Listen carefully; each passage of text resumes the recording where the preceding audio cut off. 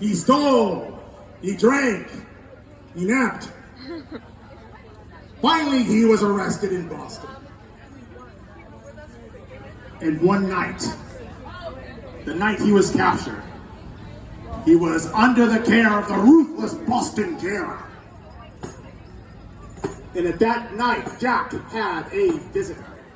It was his mother! Jack's mother came down to the jail and said, "Please, sir, please, may I give my son one final meal and a cup of wine?" The jailer, a ruthless Boston jailer, responded, "All right." So, for hours, Jack visited with his mother. She fed him, she gave him wine, to the point where the jailer had eventually fallen asleep. And when the jailer awoke, Jack was nowhere to be found. Well, the city of Boston was ablaze. They searched high and low, and finally they recaptured Jack Rosethorn and put him back in the jail. And the night they put him back in the jail, someone came to see Jack once more. It was his mother!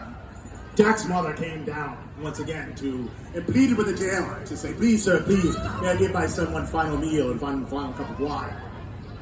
The jailer, somewhat suspicious, but allowed it by saying, "All right."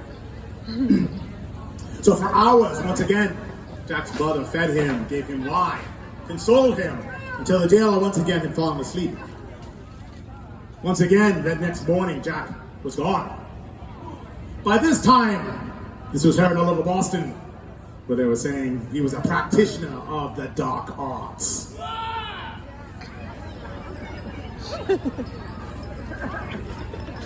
The jailer, trying to protect his reputation, decided that that was not the case. And once more, when Jack was recaptured, Jack once more had a visitor.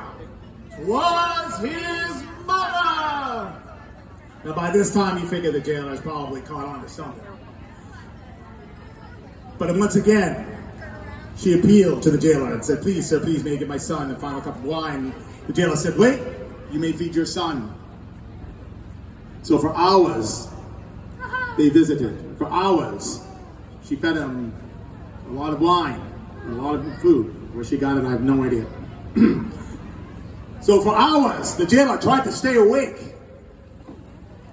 And after a while, Jack's mother appealed to the jailer, "Please, sir, I have forgotten more cups for the wine. Do you happen to have any?"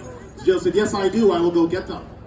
But the jailer was smart. He walked around the corner, but did not get the cups. He peered back around the corner to see Jack's mother reaching for the keys to the jail cell.